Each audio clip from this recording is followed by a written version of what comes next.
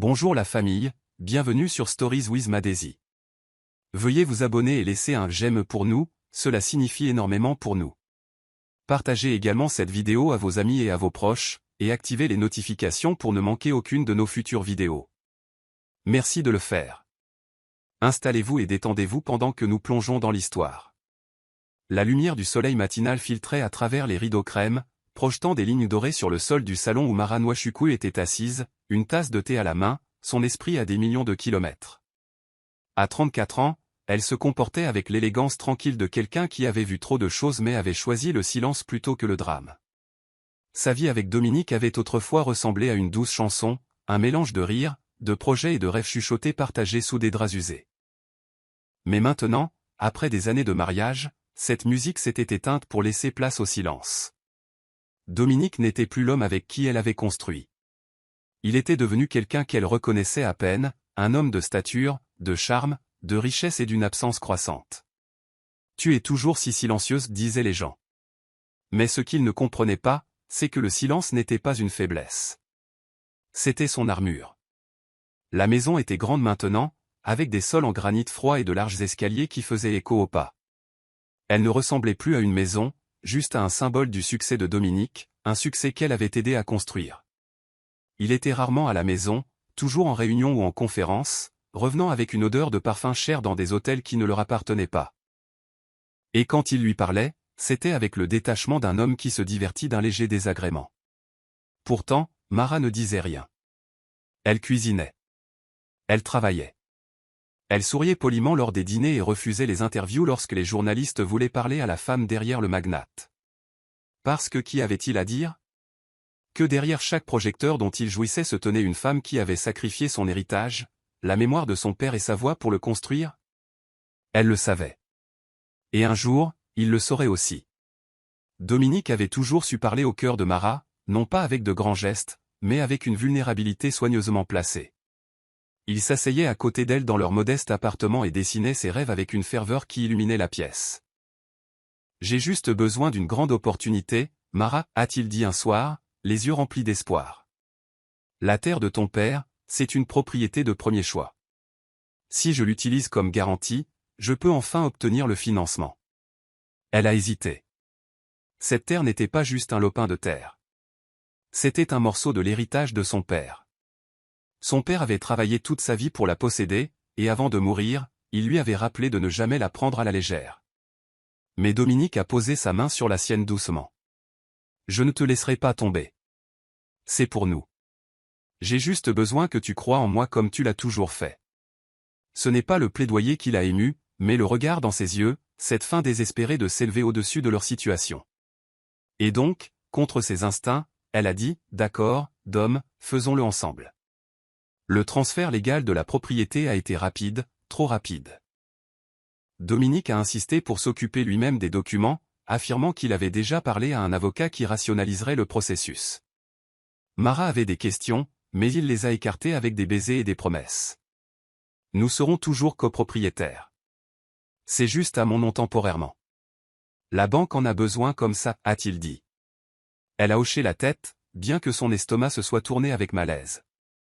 Mais l'amour, dans ces moments-là, a noyé la prudence. Le jour où les papiers ont été signés, il l'a serré fort. « Tu viens de changer nos vies » a-t-il chuchoté. Mara a de nouveau regardé les documents, s'attardant sur la ligne qui ne portait que son nom. La signature de son père avait l'habitude d'être sur ses actes. Maintenant, elle avait disparu. Pourtant, elle s'est dit que c'était un sacrifice digne. Ce qui importait, c'était l'avenir qu'ils construiraient ensemble.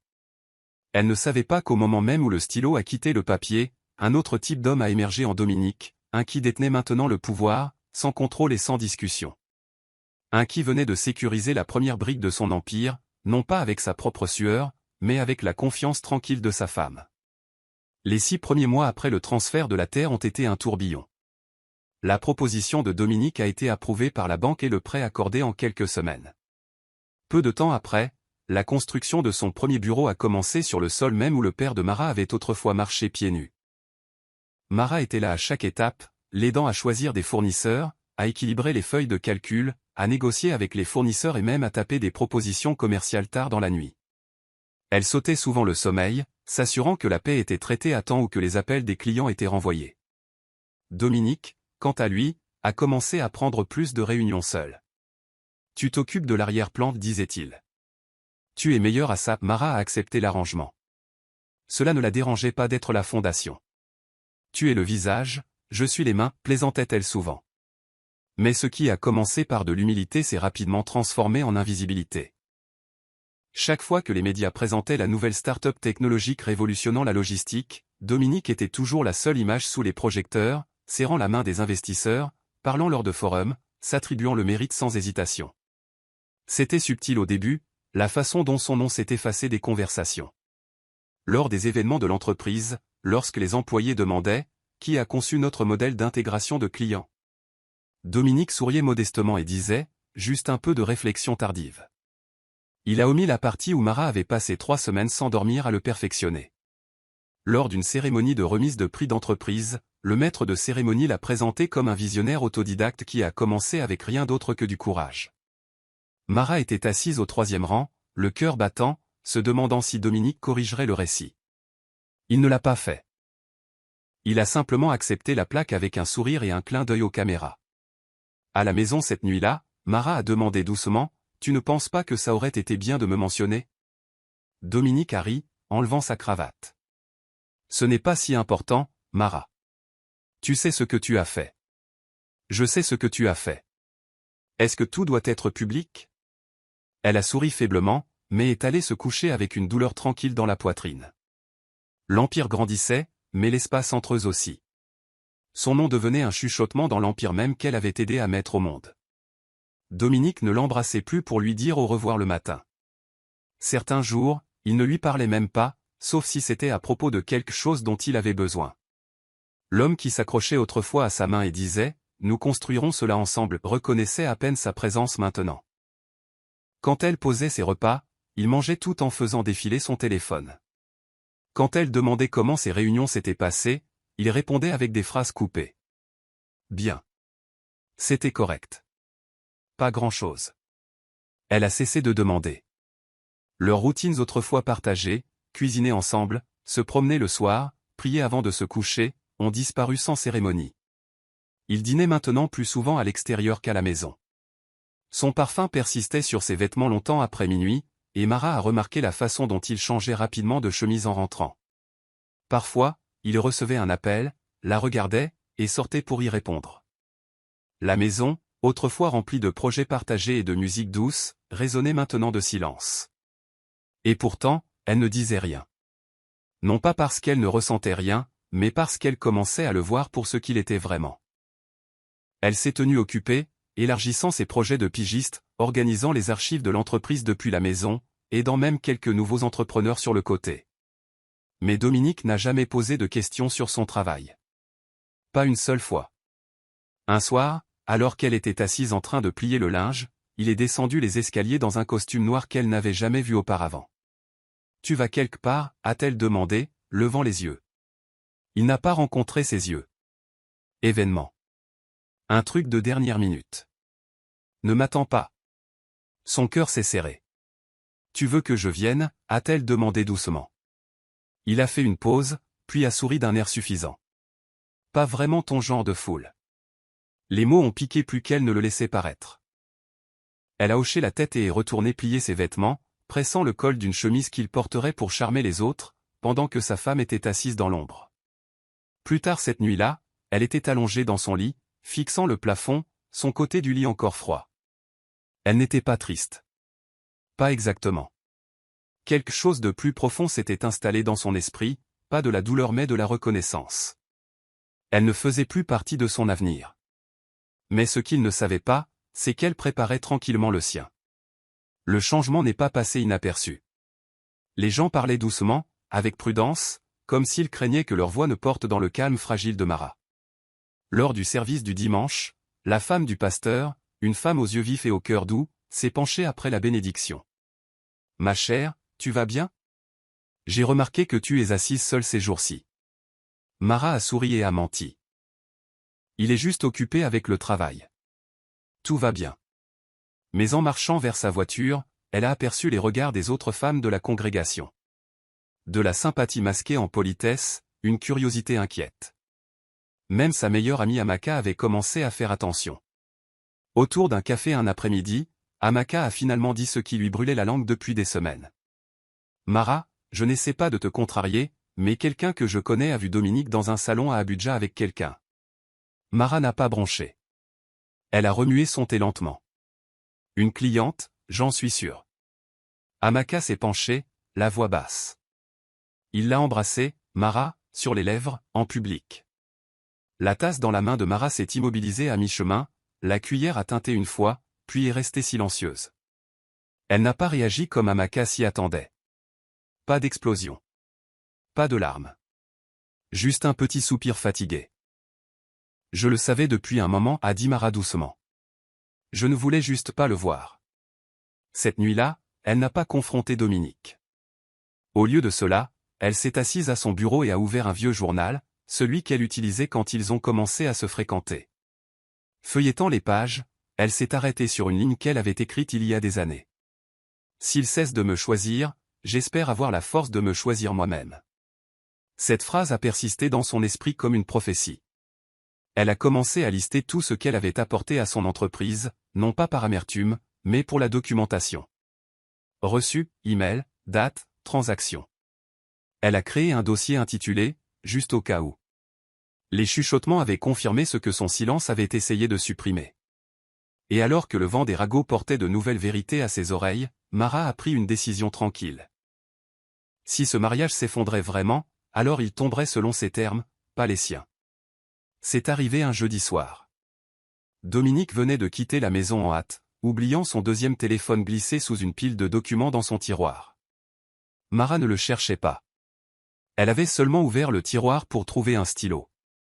Mais quand ses yeux sont tombés sur l'appareil noir et élégant, inconnu et froid, son souffle s'est coupé. Elle est restée immobile pendant un instant, le fixant comme s'il pouvait la brûler. Lentement, délibérément, elle l'a ramassé. Il était éteint. Elle l'a branché à un chargeur et a attendu. L'écran s'est allumé, pas de mot de passe. Son cœur s'est emballé. Elle s'est assise, se préparant à ce qu'elle craignait déjà. Le premier message datait d'Accent grave peine un jour. Tu es tout ce à quoi je pense. Elle n'est au courant de rien. Mara a cliqué sur la galerie. Il y avait des photos, des chambres d'hôtel, des salons faiblement éclairés, le même costume que Dominique avait porté il y a 2 nuits. Et des notes vocales. C'est ce qui l'a finalement empêché de respirer. Elle a appuyé sur lecture sur l'une d'elles, les mains tremblantes. La voix de Dominique est passée, claire et riant. Honnêtement, je me suis servi d'elle. Elle m'a donné la terre de son père comme un agneau à l'abattoir. Tu imagines? Et maintenant je nage dans le fric. Je veux dire, elle ne sait même pas ce qu'elle vaut. Une autre voix a ri en retour, celle d'un ami. T'es fou, mon frère. Cette femme mérite d'être canonisée pour te supporter. Dominique a de nouveau gloussé. Elle est ennuyeuse maintenant. Prévisible. J'ai besoin de quelque chose de plus. De vivant. Mara est restée figée, les mots résonnant plus fort que le rire. Chaque son la coupait comme une lame. Elle pouvait sentir un goût de métal dans sa bouche, un étrange mélange de nausée et de rage. Pourtant, quand l'enregistrement a pris fin, elle n'a pas pleuré. Elle a téléchargé chaque message, chaque note vocale, chaque image, et les a envoyés à elle-même par email dans un dossier nommé Actif. Puis elle a éteint le téléphone, l'a remis exactement là où elle l'avait trouvé et est sortie du bureau avec la même grâce qu'elle y était entrée. Ses mains étaient stables, mais son âme avait changé. Il pensait qu'elle n'était au courant de rien. Il ne savait pas qu'elle documentait la guerre. Les mots n'arrêtaient pas de tourner dans sa tête longtemps après que le téléphone ait été éteint. Elle ne sait même pas ce qu'elle vaut. Ils l'ont suivie alors qu'elle faisait la vaisselle, pliait les serviettes, organisait ses dossiers. Cette seule phrase, prononcée avec une telle cruauté, n'était pas seulement une trahison, c'était un effacement. Toutes les années qu'elle avait passées à ses côtés, les sacrifices qu'elle avait faits, réduits à un rire entre hommes. Cette nuit-là, elle était assise dans un coin de leur chambre pendant que Dominique ronflait à côté d'elle, inconscient. Son ordinateur portable était ouvert. Sur l'écran se trouvait une chronologie, chaque contribution qu'elle avait faite à son entreprise. Capital transféré, conception rédigée, contrat négocié. Elle a tout étiqueté méticuleusement, comme une historienne préservant la vérité pour le jour où elle serait contestée. Quand elle a eu fini, elle a regardé le dossier pendant un long moment et a chuchoté à elle-même, « Je sais exactement ce que je vaux ». Le lendemain matin, elle a rencontré un avocat discret, recommandé par un ancien camarade de classe. Ils étaient assis l'un en face de l'autre dans un bureau privé calme. Mara était vêtue de sa tenue modeste habituelle, serrant un dossier en cuir. « Je ne dépose rien », a-t-elle dit. « Pas encore, je veux juste savoir quelles sont mes options. » L'avocate, une femme calme nommée avocat Ifeoma, a hoché la tête et a examiné les documents que Mara avait compilés. Ses sourcils se sont levés plus d'une fois. « Vous avez financé près de 70% de la création de cette entreprise, Madame Nwachukwu. Pour la terre, c'est un bien immobilier de premier choix. Vous avez plus de levier que vous ne le pensez. » Mara a expiré, sa prise se resserrant légèrement sur la coudoir. « Il pense que je suis stupide, que je partirai tranquillement quand il me remettra les papiers. Mais je ne partirai pas les mains vides. » Ifeoma a souri doucement. « Bien, assurons-nous de ça. » Alors que Mara quittait le bureau ce jour-là, le soleil se sentait différemment sur sa peau. Elle marchait plus grand, non pas parce que la douleur avait diminué, mais parce qu'elle l'avait enfin vu clairement. Et bientôt, Dominique la verrait aussi. Mara n'a pas changé du jour au lendemain, mais il y a eu un changement.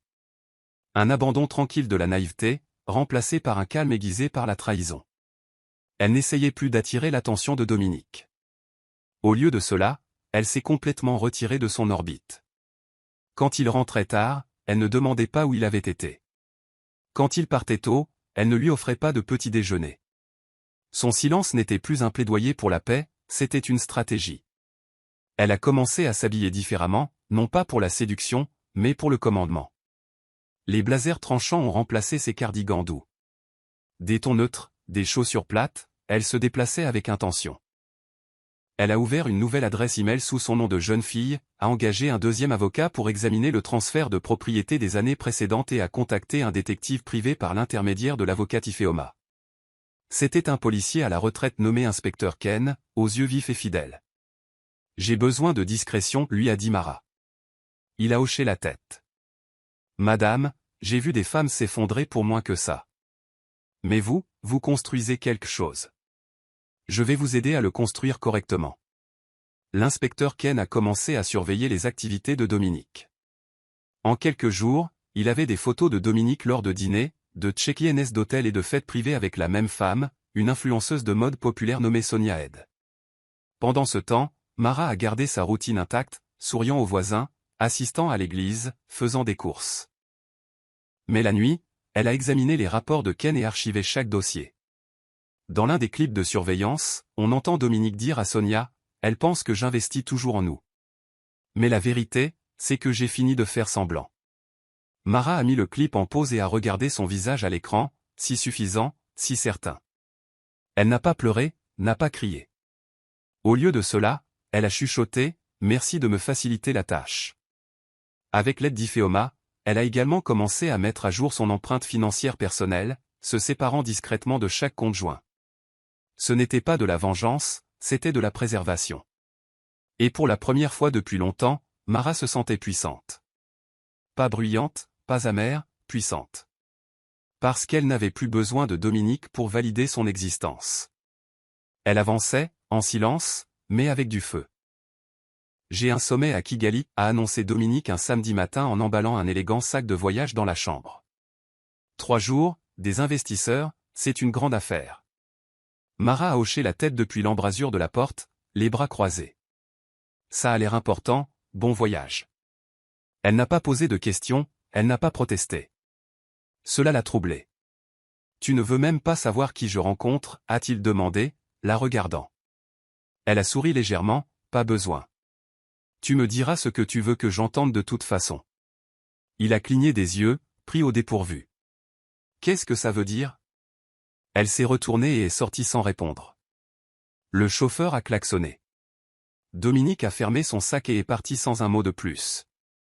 Alors que sa voiture disparaissait sur la route, Mara a sorti son téléphone et a envoyé un simple message à l'inspecteur Ken. « Suivez-le. Discrètement. » Rapport complet. 3 jours plus tard, Ken est revenu avec plus que ce à quoi elle s'était attendue. Non seulement Dominique n'était pas allé à Kigali, mais il était resté dans un complexe de luxe à Lagos avec Sonia, villa privée, dîner romantique et fonds de l'entreprise payant pour tout. Photos, reçus, clips audio, la preuve était irréfutable. Il a utilisé la carte de crédit de l'entreprise, a dit Ken. A laissé une trace qu'un enfant pourrait suivre. Les doigts de Mara se sont resserrés autour des preuves. Elle a regardé une photo, Dominique nourrissant Sonia de dessert à une table aux chandelles. C'était presque comique à quel point il était effronté. Plus tard ce soir-là, Dominique est revenu, plein de fausse fatigue. PFFF, ce voyage a été un enfer. Des vols retardés. De longues réunions. Mara lui a tendu un verre d'eau. J'espère que tu as conclu l'affaire. Il a hoché la tête. Bien sûr. On se développe en Afrique de l'Est au prochain trimestre. Elle a souri. Impressionnant. Il n'a pas remarqué que ses yeux étaient plus vifs, plus froids. Elle n'avait pas besoin de l'accuser. Cela lui aurait donné trop d'importance. Non, elle le laisserait construire ses mensonges plus haut. De cette façon, quand il s'effondrerait, la chute serait d'autant plus forte. C'était un vendredi soir lorsque Dominique a laissé l'enveloppe nonchalamment sur la table basse. Mara venait de finir d'arranger des draps fraîchement lavés quand il a parlé. Ne faisons pas de cela une grande affaire, a-t-il commencé, desserrant sa cravate en s'asseyant. J'ai réfléchi. Il est temps que nous prenions des chemins différents. Paisiblement. Mara n'a rien dit. Il a pris l'enveloppe. Ce sont les papiers du divorce. Pas de drame. Pas de bruit. J'ai arrangé un accord équitable. Tu t'en sortiras. Il s'est penché en arrière comme s'il venait de conclure une négociation réussie. Cela ne veut pas dire que je n'apprécie pas ce que nous avons eu, mais nous nous sommes éloignés et je veux vivre librement maintenant. Je ne veux plus le poids du mariage. Mara a levé son regard lentement. Attends. Il a gloussé maladroitement. Allez, Mara. Ne rends pas ça émotionnel. C'est juste le moment. Elle a pris l'enveloppe, l'a ouverte, a scanné les pages. C'était propre, délibérément. Aucune mention de la terre. Aucun actif à son nom. Rien de substantiel. Il était certain qu'elle partirait tranquillement. Mara a plié le document soigneusement et l'a posé à côté d'elle. D'accord, a-t-elle dit doucement. Dominique a cligné des yeux.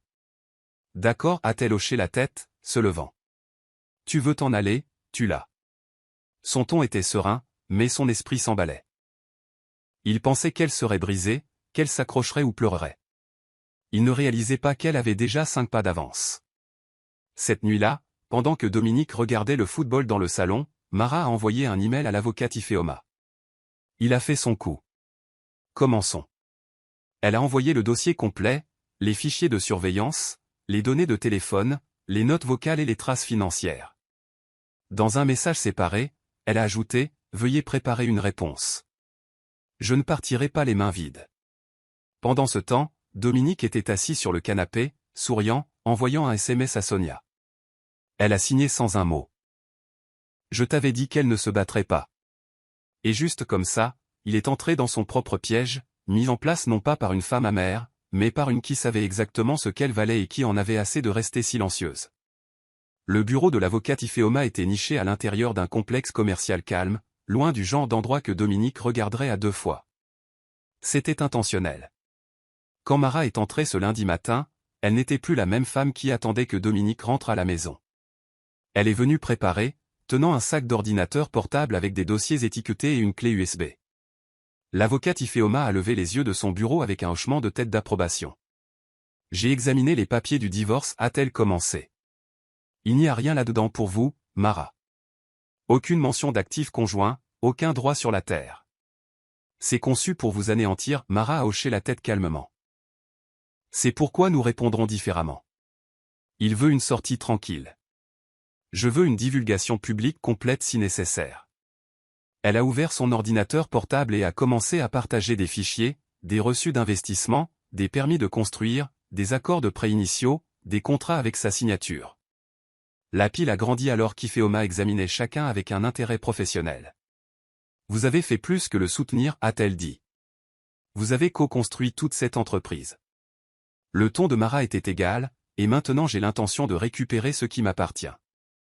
Dans l'après-midi, ils ont été rejoints par un comptable médico-légal et un deuxième consultant juridique, un homme calme nommé Tinde, spécialisé dans la récupération d'actifs. Il a examiné les données compilées par Mara et s'est penché en arrière pensivement. Il ne s'attendait jamais à ce que vous vous battiez, a-t-il dit, ce qui signifie qu'il a laissé des traces. Les hommes comme lui le font toujours. Mara est restée posée. Je ne veux pas de vengeance, je veux juste la vérité. Il s'est servi de moi, m'a manipulé et m'a effacé. Je veux que cela soit corrigé au tribunal. Tinde a hoché la tête. Alors nous commencerons par une ventilation financière. Nous retracerons chaque paiement, chaque décision partagée et la lirons à vous. Pendant que l'équipe juridique élaborait sa stratégie, Mara est restée présente mais calme, prenant des notes, posant des questions pertinentes, contrôlant ses émotions. Elle ne pleurait plus sur un mariage. Elle se préparait pour un règlement de compte. Elle savait qu'elle ne pouvait pas empêcher Dominique de raconter sa version des faits.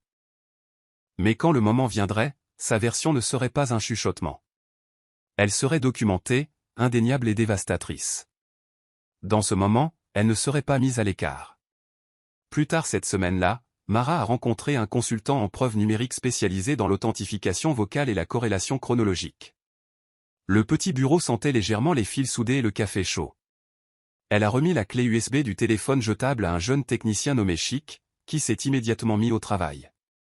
Nous allons améliorer ces notes vocales, confirmer les horodatages et extraire les métadonnées pour prouver l'emplacement et l'identifiant de l'appareil, a-t-il expliqué. Mara était assise tranquillement dans le coin, les bras croisés, les yeux vifs.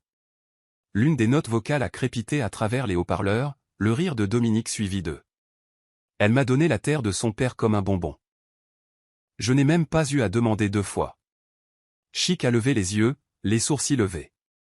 Madame, ça, ce n'est pas seulement une preuve. C'est une diffamation de son propre chef. Mara s'est penchée en avant. Pouvons-nous isoler sa voix?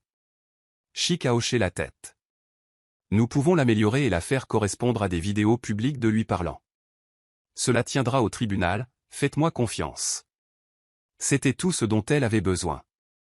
Pendant ce temps, l'avocate Ifeoma a compilé un récit autour des enregistrements, associant les aveux de Dominique à des documents officiels. C'était une image dévastatrice. La voix de son avocate était stable alors qu'elle expliquait les prochaines étapes. Nous déposons une demande de réparation pour geler les transferts d'actifs. Ensuite, nous présenterons cela au juge lors de la première audience. Mais Mara, une fois que cela entrera au tribunal, cela deviendra moche. Il ripostera. Mara a fermé les yeux pendant un instant. Je n'ai pas besoin de paix de sa part. J'ai juste besoin de justice. Ce soir-là, de retour à la maison, elle a croisé Dominique dans le couloir. Il fredonnait, envoyant un SMS à quelqu'un sur son téléphone, enregistrant à peine sa présence. « Ça va » a-t-il demandé d'un ton désinvolte. « Tu as été si silencieuse ces derniers temps. » Mara lui a donné un long regard indéchiffrable. « Je regarde juste » a-t-elle répondu. Il a ri et a continué son chemin, sans jamais se retourner. À l'étage, elle a verrouillé la porte de sa chambre, a glissé la clé USB dans son coffre-fort et a chuchoté « Tu m'entendras assez tôt ». Les semaines suivantes se sont transformées en un spectacle. Mara a regardé à distance, une parade d'affection publique conçue pour l'humilier sans une seule insulte directe. Dominique et Sonia ont commencé à apparaître partout. Déjeuner d'affaires, panel de l'industrie, événements de mode. Leurs photos ont inondé les réseaux sociaux. Sonia, vêtue de robe moulante et d'un maquillage impeccable, tenait le bras de Dominique comme un trophée. Elle était maintenant sa partenaire visible, à la fois dans sa vie et de plus en plus dans son entreprise. Un magazine d'affaires a publié un article intitulé « Le couple de pouvoir derrière DN Global ». La couverture présentait Dominique et Sonia trinquant avec des verres lors d'une séance photo sur un toit. Mara l'a vue par accident dans un centre commercial et est restée là pendant des minutes, lisant chaque légende. Son nom n'a été mentionné qu'une seule fois, même pas dans l'histoire de la fondation. C'était comme si elle n'avait jamais existé. Elle a acheté le magazine, l'a ramené à la maison et l'a placé à côté de son dossier de tribunal. Une autre preuve, une autre raison de continuer. Amaka l'a appelé un soir, la voix pleine d'une indignation prudente. « Mara, as-tu vu la nouvelle vidéo ? Il l'a présenté comme le cœur créatif de son entreprise lors d'un gala de prix technologique. Ils se sont embrassés sur scène. Les gens applaudissaient. C'est quoi cette folie? Mara était calme. C'est du bruit. Laisse-le danser. Mais tu n'es pas en colère, a demandé Amaka, ça ne te fait pas mal? La voix de Mara était basse. Oui, mais je ne saignerai pas en public. Elle a mis fin à l'appel et a ouvert son ordinateur portable. Son équipe juridique avait commencé à rédiger une motion pour assigner à comparaître tous les dossiers financiers de l'entreprise. Chaque affichage public que Dominique faisait est devenu une partie de sa stratégie. Elle a sauvegardé les images, mis en favori les publications et tout remis à ses avocats. Dans chaque légende, chaque communiqué de presse édité, Dominique l'a effacé. Mais la vérité était enfouie sous toutes ces paillettes, et quand elle sortirait, elle ne révélerait pas seulement la trahison. Elle ferait s'effondrer la performance. Un mensonge soigneusement élaboré à la fois. La lettre est arrivée par courrier, épaisse, officielle et portant l'emblème de la haute cour. Mara l'a acceptée d'une main stable et a refermé la porte derrière elle. Elle a marché jusqu'à la table à manger, l'a ouverte lentement et a déplié la date. Audience initiale, 3 mai. Ses yeux se sont posés sur les noms imprimés à l'encre noire froide, Dominique Nwachukwu contre Mara Nwachukwu. Elle n'a pas bronché. Au lieu de cela, elle a pris son téléphone et a appelé l'avocate Ifeoma. C'est arrivé, a-t-elle dit simplement. Bien, a répondu Ifeoma. Maintenant, il a invité la loi dans son mensonge. Nous apporterons la vérité. L'équipe juridique de Mara avait déjà préparé leur requête croisée, une demande d'enquête sur les actifs, l'admission des preuves vocales et une suspension de toutes les transactions financières de l'entreprise. Le même jour, les médias ont appris la nouvelle du dépôt. Au début, ils l'ont dépeint comme un divorce typique entre un riche homme d'affaires et une femme tranquille. Mais Dominique, toujours aussi théâtral, a fait un pas de plus, engageant une entreprise de relations publiques pour tordre le récit. L'interview de Dominique a été diffusée un soir de semaine. Il était assis dans un studio, poli et confiant. Mara est une femme formidable, a-t-il dit, croisant les mains comme un veuf en deuil. Mais elle n'a jamais vraiment fait partie de mon parcours professionnel. Elle a juste été un soutien, sur le plan domestique. Et je lui souhaite le meilleur, l'encre a souri. Donc l'entreprise a été entièrement votre création? Dominique a hoché la tête, à partir de zéro, de rien, de sang et de sueur. Mara l'a regardé depuis le bureau de son avocate. Tinde, le consultant en actif, a regardé l'écran avec incrédulité.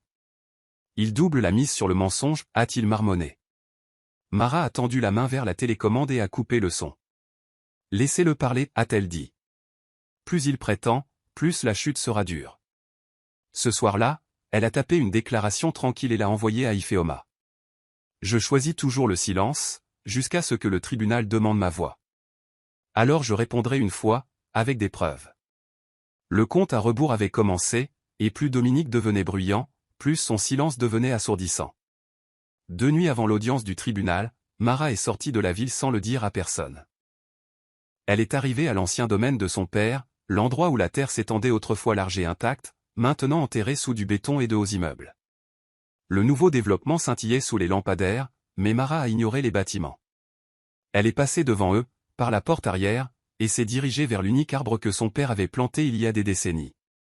Il était toujours debout.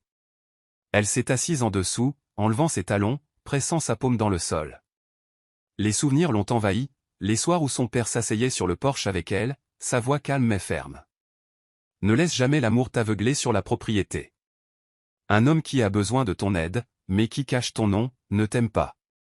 Il se sert de toi. Elle était trop jeune à l'époque pour comprendre le poids de ces mots. Maintenant, il revenait comme le tonnerre. Des larmes ont coulé sur ses joues, non pas par faiblesse, mais pour la fille qui n'avait pas su mieux. Papa, a-t-elle chuchoté. Je lui ai tout donné, même la terre que tu m'as averti de garder. Je voulais croire que nous construisions quelque chose ensemble. Le vent a bruissé les feuilles, et elle a fermé les yeux, sentant à la fois le chagrin et le courage dans le même souffle. Après être restée assise en silence pendant 1 heure, elle s'est levée et est retournée à sa voiture, essuyant son visage avec sa manche. Alors qu'elle démarrait le moteur, son téléphone a vibré. Un message de l'avocate Ifeoma. Le juge permettra que des preuves physiques soient soumises lors de votre réponse. Êtes-vous prête? Mara a regardé l'écran, puis a répondu, « J'ai été prête depuis le jour où il a pensé que je n'étais rien. » Elle est rentrée dans l'obscurité, son esprit clair, son cœur n'étant plus lourd. Elle n'allait pas au tribunal pour se défendre. Elle allait exposer la vérité, pour son père, pour elle-même et pour chaque femme silencieuse effacée par un homme qui tenait sa voix pour acquise. Le matin avant l'audience, une vidéo est devenue virale. Sonia, avec son assurance suffisante habituelle, avait posté un clip des coulisses d'elle-même et de Dominique riant dans un dressing. « Tribunal demain », a-t-elle dit avec un clin d'œil à la caméra. Priez pour l'ex-femme, elle pourrait s'évanouir quand elle verra ma tenue. Le rire a suivi.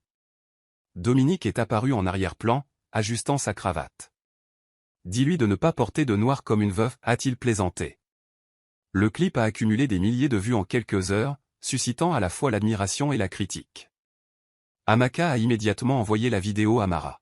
« Tu dois voir ça », disait son message. Mara l'a regardé une fois, puis a calmement archivé le clip dans son dossier juridique. C'était mesquin, odieux, mais cela l'a aidé. Le tribunal verrait le vrai visage derrière le charme public de Dominique.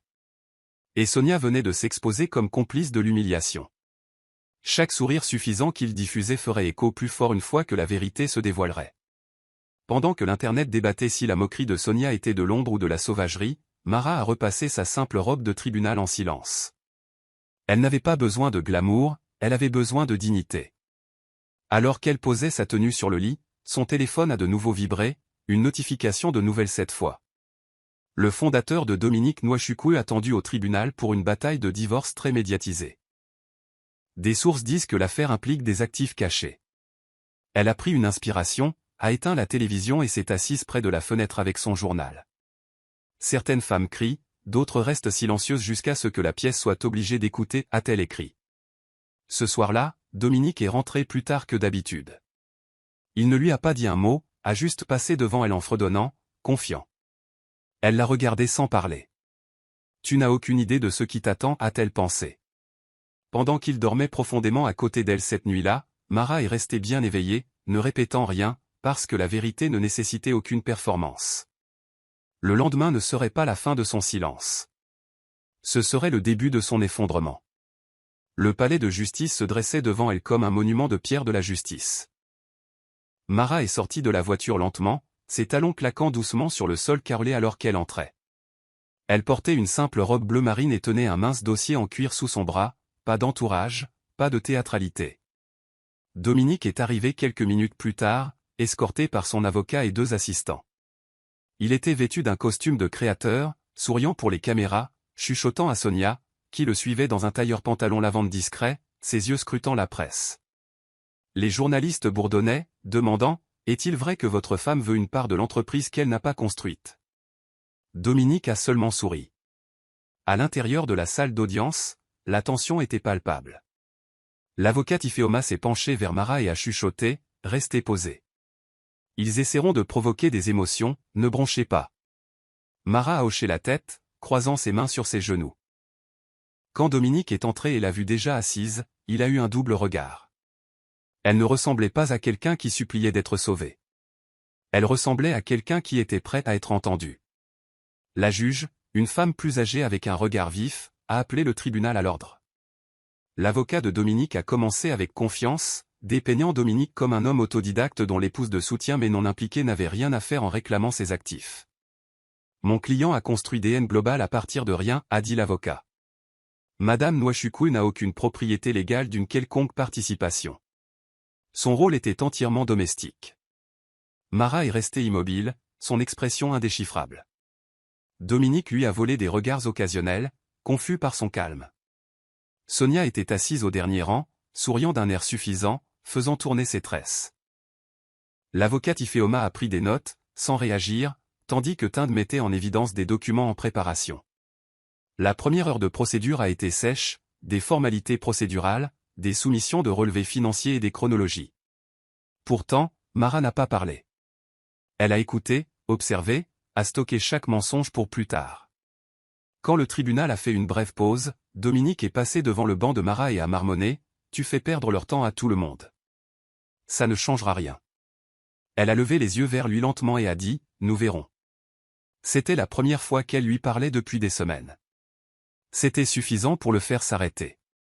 Quand le tribunal a repris, Dominique a pris la barre. Son ton était poli, ses mots répétés. « Mon entreprise est née d'un pur courage », a-t-il dit, projetant de la confiance. « Je l'ai commencé seul. Il n'y avait pas de partenaire, pas de cofondateur.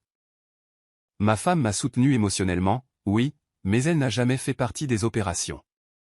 Elle ne comprenait même pas la logistique. » Il a gloussé doucement comme s'il partageait une blague interne avec la salle d'audience.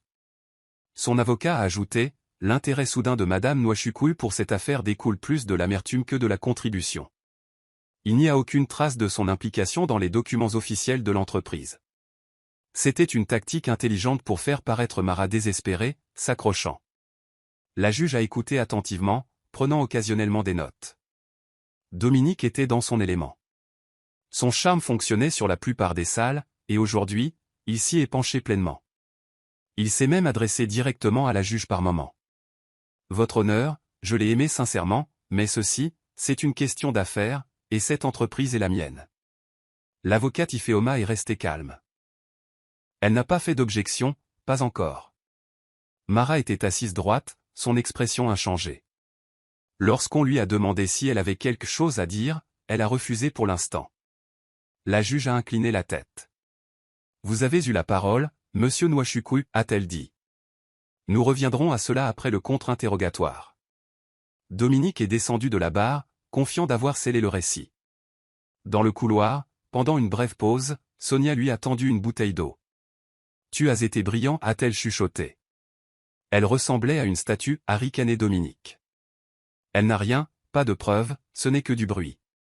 Ce qu'il ne voyait pas, c'est l'avocate Ifeoma s'approcher du greffier avec une demande de soumettre des preuves sous scellé. La tempête n'avait pas commencé, mais elle se formait, et pendant que Dominique se prélassait dans l'illusion du contrôle, Mara était assise dans une anticipation tranquille, son dossier de reçu, d'enregistrement et d'actes encore non ouverts. Elle n'avait pas parlé, pas encore, mais le silence n'était pas une défaite. C'était une stratégie, et la salle d'audience n'avait encore rien vu. Au troisième jour de l'audience, il y a eu un changement dans la pièce, subtil mais indéniable.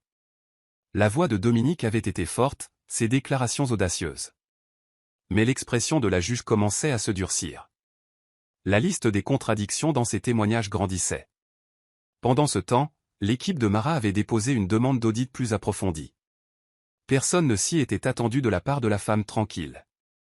À la maison, Dominique a commencé à faire plus les 100 pas, passant des appels à des heures étranges. Elle bluffe, a-t-il dit à son ami au téléphone. Elle n'a rien. Sonia, cependant, avait commencé à devenir tendue. Et si elle jouait le long jeu, a-t-elle demandé un soir, en roulant ses bras autour de son cou. Tu la connais mieux que quiconque. Entrerait-elle au tribunal aussi calme? Sans rien. Dominique l'a repoussée. Elle bluffe, elle cède toujours. Mais même en disant cela, le doute a commencé à s'installer, une petite lueur derrière son extérieur confiant. Il ne l'avait pas vue broncher une seule fois, pas même lors de sa trahison publique. De retour à l'appartement de Mara, la nuit avant son témoignage, elle s'est tenue devant le miroir. Pas pour s'entraîner à ce qu'elle dirait, elle n'avait pas besoin de script. Elle avait juste besoin de calme. Amaka lui a rendu une brève visite, lui tenant les mains fermement. « Es-tu sûr de ça? Une fois que tu auras parlé, tout changera. » Mara a hoché la tête. « Je n'ai plus peur. Je l'ai été pendant longtemps, mais le silence a fait assez de dégâts. » Cette nuit-là, Mara était assise par terre à côté de son lit, révisant un dernier dossier. Elle a fermé le dossier et s'est appuyée contre le mur. Elle ne défendait pas seulement sa dignité. Elle corrigeait le récit. Quand le juge poserait enfin la bonne question, elle répondrait avec plus que des mots. Elle répondrait avec la vérité. Et quand ce moment viendrait, il n'y aurait pas de répit pour Dominique. Il avait pris le silence pour de la faiblesse. Ce qu'il n'avait pas compris, c'est que le silence, entre les bonnes mains, pouvait être une arme chargée. La salle d'audience s'est installée dans un silence tranquille. La juge a ajusté ses lunettes et a regardé directement Mara. « Madame Nwachukwu, a-t-elle dit, sa voix mesurée. Nous avons entendu l'avocat de votre mari. Vous êtes restée silencieuse pendant une grande partie de ce processus, mais maintenant je dois vous demander qui a financé la première phase de DN Global. Tous les yeux se sont tournés vers elle. Dominique a croisé les bras, confiant. Sonia a souri d'un air suffisant derrière lui. Mara s'est levée lentement, joignant ses mains devant elle. Elle a parlé clairement, sans émotion, chaque syllabe délibérée. Moi, a-t-elle dit, et j'ai la vidéo pour le prouver. Un murmure tranquille a parcouru la pièce. La juge a haussé un sourcil. Vous avez des preuves. Mara s'est tournée vers l'avocate Ifeoma, qui a remis une clé USB étiquetée au greffier. Oui, votre honneur. Une série d'enregistrements et de documents financiers correspondants qui lient directement ma terre personnelle et mes fonds privés à la fondation de l'entreprise. Les lumières ont légèrement baissé alors que l'écran du projecteur prenait vie. La première voix à remplir la salle d'audience a été celle de Dominique, riant, se vantant. Elle m'a donné la terre comme un bonbon. Ne sait même pas ce qu'elle vaut. Un deuxième clip a suivi, un autre appel, cette fois à un collègue. Je n'ai même pas eu à mentir beaucoup. Elle a tout signé. C'est à moi maintenant. Les visages ont changé dans la salle d'audience. Le sourire suffisant de Sonia a disparu. La posture de Dominique s'est raidie. Il a commencé à chuchoter de toute urgence à son avocat, qui avait l'air pâle. Lorsque le dernier clip a pris fin, Mara s'est avancée avec un dossier. Ce sont les documents de transfert de l'acte original, l'évaluation de la propriété, les demandes de prêt utilisant la terre comme garantie et mes relevés bancaires, tous de la même période. Mon nom n'est peut-être pas sur l'enregistrement de l'entreprise, mais ma signature est sur chaque brique. Pour la première fois depuis le début du procès, Dominique n'a rien eu à dire. La juge s'est penchée en arrière sur sa chaise. Nous aurons besoin d'un audit médico-légal complet de tout le capital et de toutes les transactions de fondation, a-t-elle dit, puis s'adressant à Dominique, et vous resterez sous serment. Mara s'est rassie, son expression calme. Tout le langage corporel de Dominique a changé. Le mensonge avait craqué, et la salle d'audience n'était plus sa scène. Le silence avait enfin parlé, et il a rugi plus fort que tout ce qu'il avait jamais dit. La salle d'audience a explosé de mouvement au moment où le juge a ajourné pour la pause. Les journalistes se sont précipités pour annoncer la nouvelle. Le magnate de la technologie exposé par sa femme au tribunal. Les titres ont lu en quelques minutes. L'avocat de Dominique s'est précipité vers le banc, demandant une prolongation de la pause. Nous avons besoin de temps pour examiner les nouveaux documents, a-t-il plaidé. La juge a refusé. Vous avez eu votre tour, a-t-elle répondu sévèrement. Ce tribunal procédera à l'audit immédiatement. Dominique s'est tourné vers Mara. Sa confiance est rodée. Où as-tu eu cet enregistrement, a-t-il sifflé. Elle ne l'a pas regardé. Là où tu l'as laissé, a-t-elle répondu. Dans ton arrogance. Sonia avait l'air paniquée. Elle a tiré Dominique à part. Cela ne peut pas devenir public. Tu dois arranger ça maintenant. Excuse-toi. Règle ça. Mais Dominique n'écoutait pas. Ses yeux se sont mis à balayer la pièce, calculant, s'effondrant. Il n'avait jamais imaginé que la femme qu'il avait rejetée comme douce et docile pourrait faire s'effondrer tout ce qu'il avait construit sur un terrain volé. Pendant ce temps, l'avocate Ifeoma a rencontré l'officier de l'audit médico-légal du tribunal et a soumis la documentation complète. Toutes les transactions ont été horodatées et vérifiées, a-t-elle dit. Nous demandons une suspension de tous les décaissements de l'entreprise jusqu'à ce que l'enquête soit terminée.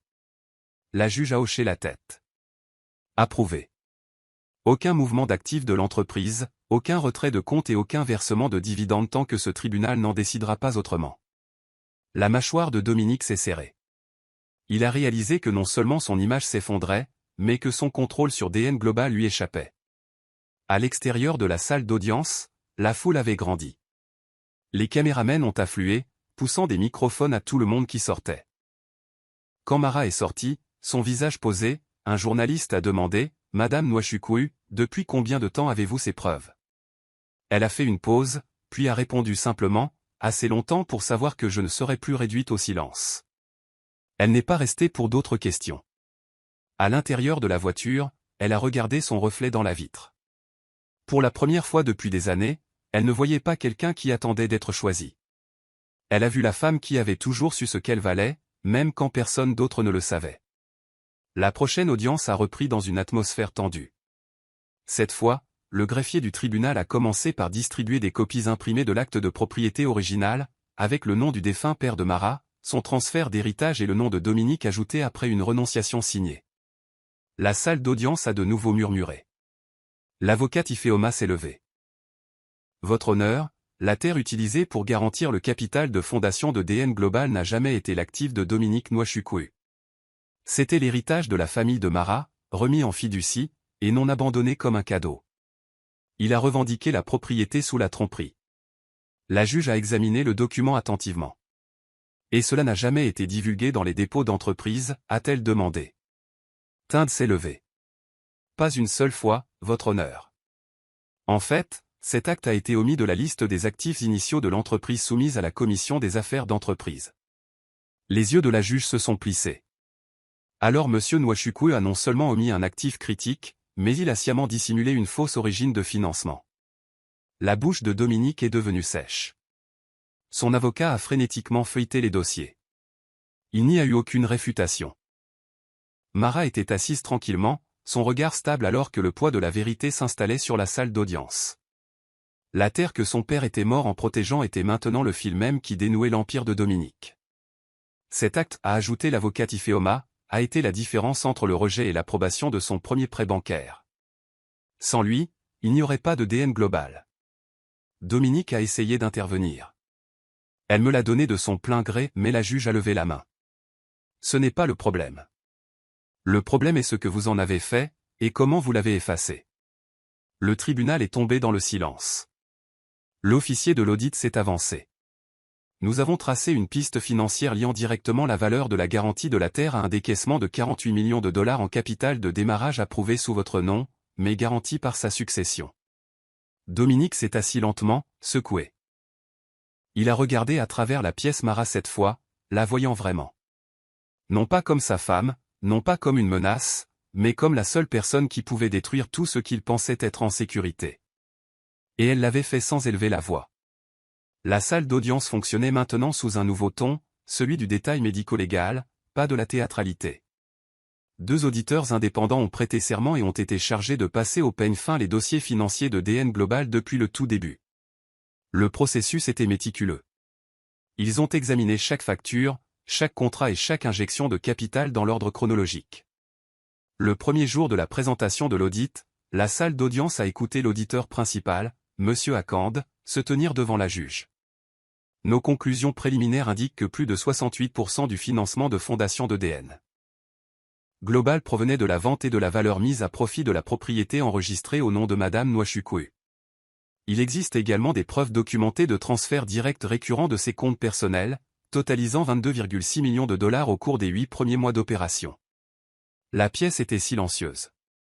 L'avocat de Dominique s'est visiblement raidi. Votre honneur, nous demandons du temps pour préparer une contre-analyse financière. La juge a répondu sèchement, vous avez eu du temps. Vous avez choisi la manipulation au lieu des preuves. Nous allons continuer. À l'extérieur de la salle d'audience, Dominique a commencé à s'effondrer. Il a crié sur son équipe juridique dans le couloir, ignorant les tentatives de Sonia de le calmer. Comment a-t-elle même eu accès à ces documents? J'ai tout gardé sous clé. Sonia l'a tiré à part, la voix tranchante. C'est le problème. Tu l'as sous-estimée. Tu pensais qu'elle ne se battrait jamais. Dominique a ricané. Elle n'est rien sans moi. Sonia a reculé. Alors explique comment rien vient de dépouiller les finances de ton entreprise. Pendant ce temps, de retour à l'appartement, Marat était assise avec son équipe, révisant les transcriptions du tribunal. Tinde a levé les yeux et a dit, chaque mensonge sur lequel il a construit cette entreprise est en train d'être dépouillé, non pas par le feu, mais par des faits. Marat a hoché la tête. Ce n'est pas une vengeance que je veux. Je veux juste que la vérité soit documentée. Laissez le monde voir qui a construit quoi. Elle a regardé les graphiques d'audit imprimés sur la table. Il ne s'agissait plus seulement d'argent. Il s'agissait de dignité, le genre qui ne suppliait plus d'être vu, mais l'exigeait avec des preuves. Tout a commencé par des chuchotements, des messages internes Slack et des conversations à voix basse dans les salles de conseil. Mais en 48 heures, la révélation de l'audit du tribunal a déclenché une panique généralisée dans la communauté des investisseurs de DN Global. Une fuite anonyme vers un blog financier a déclenché les retombées. Le titre a lu, le PDG a construit son empire sur une fausse affirmation, sa femme possède le terrain sous l'entreprise. L'article comprenait des extraits du témoignage du tribunal et une capture d'écran de la confession enregistrée de Dominique. Un par un, les principales parties prenantes ont commencé à se retirer. D'abord, le fournisseur de logiciels. Puis, le partenaire logistique. Ensuite, le principal investisseur providentiel a publié une déclaration soigneusement formulée en ligne. DN Global a déformé des composantes critiques de son histoire d'origine. Nous suspendons toute collaboration jusqu'à ce que la clarté juridique soit atteinte. Dominique l'a vu depuis son bureau et a claqué son ordinateur portable. Son assistant est entré timidement. Monsieur, le conseil d'administration veut une réunion d'urgence. Il l'a repoussée. Annulée, toutes. Pendant ce temps, Sonia était assise seule dans le salon d'une maison de médias. Son interview venait d'être annulée. Le producteur l'avait poliment informé qu'il ne pouvait plus s'associer à sa marque, jusqu'à ce que son image ne soit plus mêlée à des litiges. Elle a appelé Dominique. Tout s'effondre. Tu dois faire du contrôle des dégâts. Sa voix était rauque. C'est trop tard. Il pense qu'elle possède l'entreprise maintenant. Je perds en crédibilité. Sonia a fait une pause, puis a dit doucement, peut-être que tu devrais lui parler. Excuse-toi publiquement. Admets ce que tu as fait, avant que ça n'empire. Mais l'orgueil de Dominique a refusé de plier. M'excuser ? À la femme qui est restée silencieuse tout en complotant pour me ruiner ? Sonia n'a pas répondu. Elle savait ce que Dominique ne pouvait pas admettre. Mara ne l'avait pas ruiné. Il l'avait fait lui-même. De retour à l'appartement de Mara, son téléphone a vibré constamment. Demande d'interview, offre de sponsoring, même une proposition de contrat de livre. Elle les a toutes refusées. Elle n'était pas venue pour l'attention. Elle était venue pour la responsabilité. Et avec chaque investisseur qui s'éloignait de Dominique, elle obtenait exactement cela. La salle d'audience était bondée pour le verdict final. Avocats, journalistes et spectateurs se pressaient, impatients d'entendre le verdict. La voix de la juge a traversé la pièce avec autorité. Après un examen attentif des preuves, de la documentation financière, des aveux enregistrés et du témoignage des témoins, ce tribunal constate que Madame Mara Nwachukwu a apporté des contributions significatives à la fondation et à la croissance de DN Global. Dominique a regardé fixement devant lui, les épaules affaissées. La juge a poursuivi, ce tribunal statue en faveur de Madame Nwachukwu. Elle a droit à une propriété de 60% de DN Global, au plein rétablissement de ses droits de propriété et à un règlement financier pour les contributions intellectuelles et les dommages à la réputation. Un halètement a parcouru la salle d'audience comme une vague. Mara n'a pas bronché. Elle a simplement fermé les yeux pendant une brève seconde, respirant. Pas de triomphe, pas de vengeance, mais une clôture. Dominique se tenait tremblant. Ce n'est pas juste, a-t-il marmonné. Elle m'a trahi. La juge ne lui a pas accordé un regard. Ce qui est injuste, c'est de construire une vie sur le sacrifice de quelqu'un d'autre et de l'effacer de l'histoire de celle-ci. Sonia avait déjà quitté la pièce tranquillement. Elle ne s'était pas retournée une seule fois. L'avocate Ifeoma s'est tournée vers Mara, son visage doux. C'est fait, Mara a hoché la tête. Non, ça ne fait que commencer. Alors qu'elle sortait de la salle d'audience, un journaliste s'est approché de Mara. Quel effet ça fait d'avoir tout repris ? Mara a souri faiblement. Je n'ai rien pris. J'ai récupéré ce qui était déjà à moi. Les flashs ont illuminé son visage, mais elle a continué à marcher. Pas de grands gestes, pas de citations pour les gros titres. Elle n'avait pas besoin de se vanter. La justice avait parlé pour elle. Et pour la première fois depuis des années, elle ne faisait plus partie de l'ombre de Dominique. Elle était entrée dans sa propre lumière, et cette fois, c'était documenté pour que tout le monde le voie. Les retombées du verdict ont causé des secousses bien au-delà de la salle d'audience. Pendant que Dominique luttait pour contenir les retombées, Sonia avait déjà pris sa décision. Le lendemain matin, ses comptes de réseaux sociaux étaient nettoyés. Plus de photos de Dominique, plus de légendes cryptiques, plus d'étalage de luxe. Son équipe de relations publiques a publié une brève déclaration. Madame Sonia Ed n'est plus affiliée à Monsieur Dominique Nwachukwu, personnellement ou professionnellement. Nous souhaitons bonne chance à toutes les parties. C'était froid, clinique et final. Dominique l'a appelé à plusieurs reprises. La ligne a sonné, sans réponse. À la troisième tentative, cela est allé directement à la messagerie vocale. Sonia, décroche. Ne fais pas ça. On peut encore arranger ça. Ne t'enfuis pas. Mais elle n'écoutait pas. L'illusion s'était brisée. Elle s'était alignée avec un homme dont l'empire était maintenant construit sur la honte publique. Et dans le monde de l'image et de l'influence, ce genre de scandale était une sentence de mort. Chez lui, autrefois impeccable et rempli de personnel, Dominique était assis seul, entouré de silence. Sa ligne de bureau sonnait continuellement, mais personne ne décrochait plus. Son assistant avait démissionné. Les sponsors s'étaient retirés. Le conseil d'administration avait publié une déclaration se distanciant de son leadership.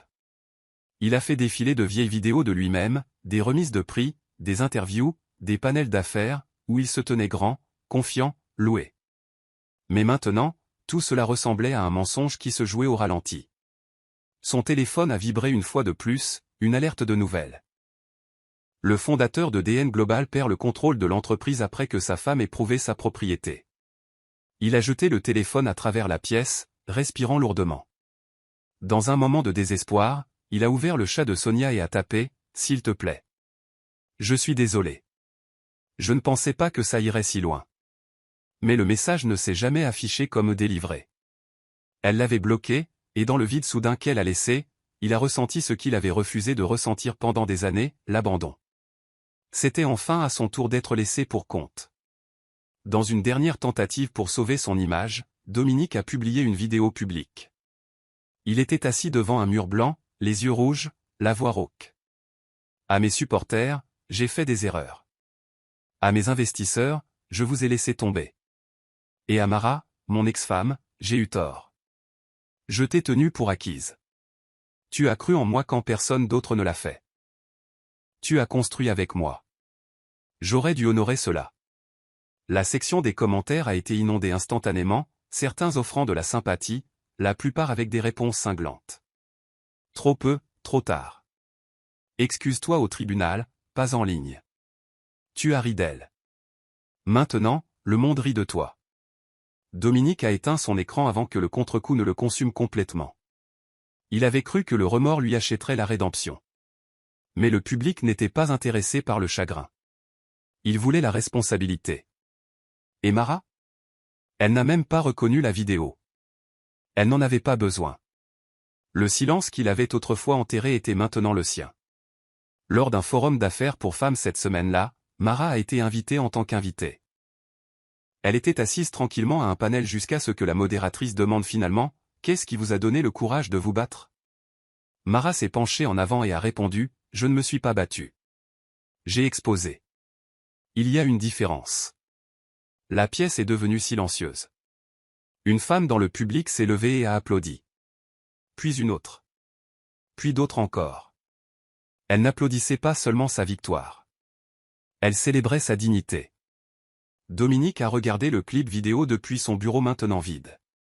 Les applaudissements ont résonné à travers ses haut-parleurs comme le tonnerre. Il ne pouvait pas détourner le regard. Elle n'a même jamais élevé la voix. Il a chuchoté à lui-même.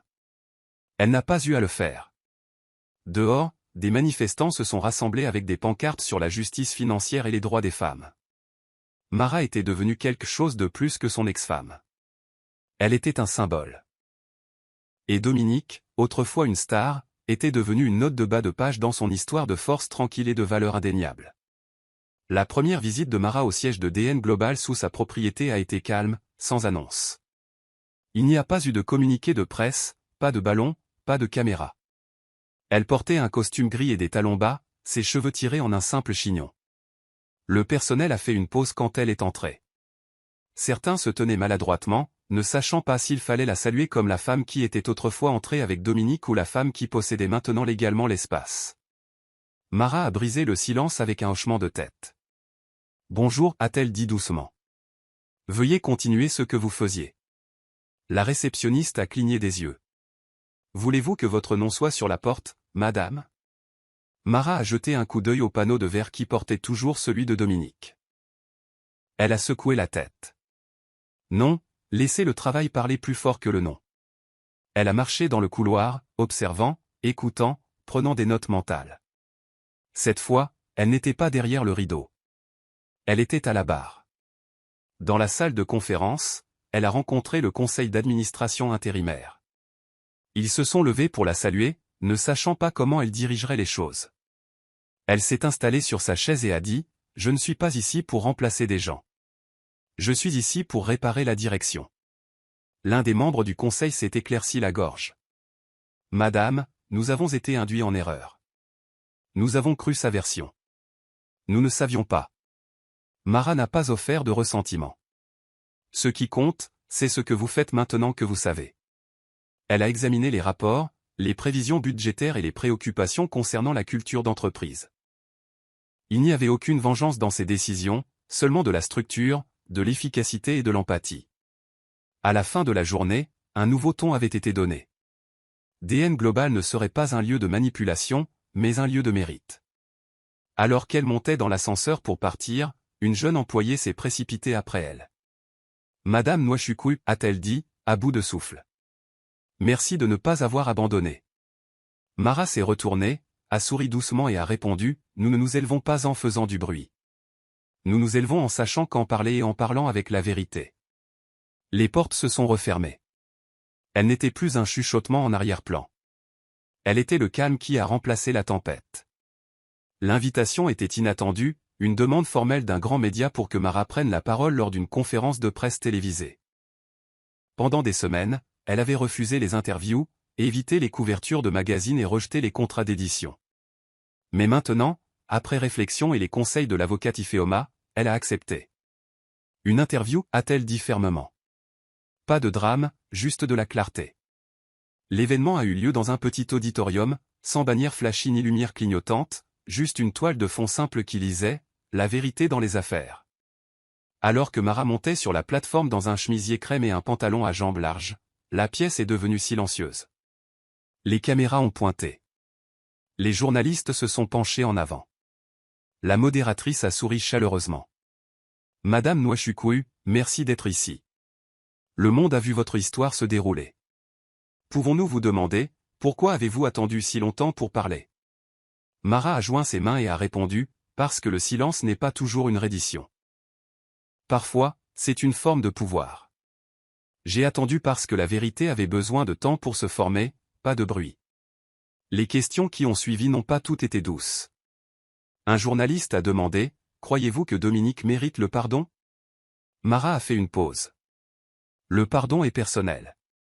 La justice est publique. Ce voyage n'était pas de le punir. C'était de restaurer ce qui était à moi. Un autre a demandé, « Que diriez-vous aux femmes dans votre position ?» Ses yeux se sont adoucis. Ne vous précipitez pas pour être bruyante. Soyez clair. Documentez tout. Protégez votre nom. Et sachez que l'amour ne devrait jamais vous coûter votre héritage. Des applaudissements ont monté, non pas pour sa prestation, mais pour le poids de ses mots. Lorsque la session a pris fin, plusieurs jeunes femmes l'ont approchée en coulisses. « Vous avez changé la façon dont je me vois » a chuchoté l'une d'elles. « Vous m'avez fait me sentir vue. » Mara l'a serré doucement dans ses bras et a dit, « Alors j'ai déjà gagné. » Dehors, alors que les caméras clignotaient et que le monde regardait, Mara n'a pas fait de signe de la main ni souri pour attirer l'attention. Elle a simplement marché jusqu'à sa voiture, a fermé la porte derrière elle et a respiré. L'histoire ne concernait plus l'exposition. Il s'agissait d'endurance, et du genre de victoire qui n'avait pas besoin de validation.